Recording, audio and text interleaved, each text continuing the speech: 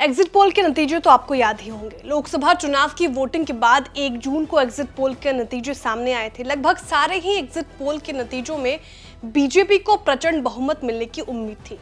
India today के axis माई India पोल ने तो एनडीए को 400 पार का आंकड़ा दिया था।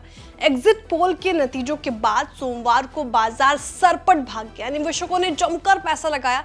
एक दिन में ही निवेशकों के 14 लाख करोड़ रुपए से ज्यादा बन गए। सेंसेक्स 76,400 और वहीं निफ्टी 23,250 पर पहुंच गया था। सेंसेक्स और निफ्टी रिकॉर्ड स्तरों पर बंद हुए, पर 4 जून को तस्वीर ही पलट गई। रुझान आने शुरू हुए तो निवेशकों को बड़ा झटका लगा।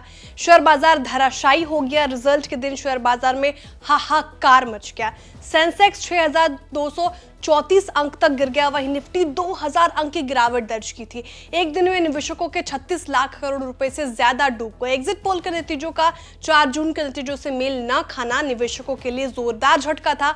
उनको भारी नुकसान उठाना पड़ा। हालांकि अब बाजार ने वापसी कर ली है, निवेशकों के नुकसान की भरपाई भी हो गई है, लेकिन विपक्षी पार्टियां इसको लेकर लगातार सवाल उठा रही हैं और जांच की मांग भी कर रही हैं। हाल ही में राहुल गांधी ने प्रेस कॉन्फ्रेंस करके एग्जिट पोल के नतीजों से शेयर बाजार में मचे भूचाल को लेकर सवाल खड़े किए थे और सेबी और जॉइंट पार्लियामेंट कमेटी से जांच की मांग भी की थी, जिस पर बीजेपी की तरफ से सफाई भी पेश की गई थी। लेकिन मामला अब भी गर्म है। घेरे में एक्सिस माई इंडिया के प्रमुख प्रदीप गुप्ता भी हैं। अब इस पर उनकी तरफ से बयान आया है। क्या कहा है उन्होंने, वो जानते हैं इस वीडियो में। नमस्कार, आप देख रहे हैं बिस्तक और मैं हूं श्रेया ठाकुर। एक्सिस माई इंडिया के प्रमुख प्रदीप गुप्ता ने सवालों पर कहा कि वे एग्जिट पोल की जांच करने के लिए तैयार हैं और ये भी कहा उन्होंने कि अगर सरकार पोल करने वालों के लिए कोई नियम बनाती है तो इससे कारोबार को बेहतर तरीके से चलाने में मदद मिलेगी। उन्होंने एग्जिट पोल पर प्रतिबंध लगाने, रोक लगाने की मांग को बचकाना बताया है और कहा कि देश का हर नागरिक चुनाव के परिणाम जानना चाहता है और एग्जिट पोल पर रोक लगाने से कोई फायदा होगा नहीं।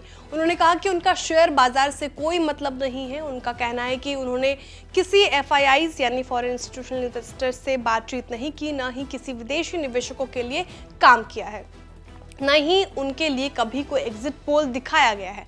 उनका कहना है कि वे आरोपों के बारे में जानकर खुशी है क्योंकि उनका डेटा और सिस्टम इतना सुरक्षित है कि कोई भी जांच उन्हें दुनिया को ये दिखाने का मौका देगी कि एग्जिट पोल की भविष्यवाणी कैसे की जाती है और ये एक तरह से उनके लिए एक मौका होगा और वो इस चुनौती को स्वीकार करते हैं। एक्सिस माई इंडिया के अध्यक्ष गुप्ता ने एनडीए को 361 से लेकर 401 सीटें मिलने का अनुमान लगाया था, जबकि असलियत में एनडीए को 295 सीटें ही मिली थी।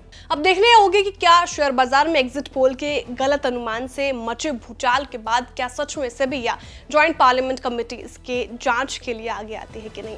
आपको जानकारी कैसे लगी कमेंट में जरूर बताएं। वीडियो को लाइक करें, चैनल को सब्सक्राइब करें और देखते रहिए बिस्तर।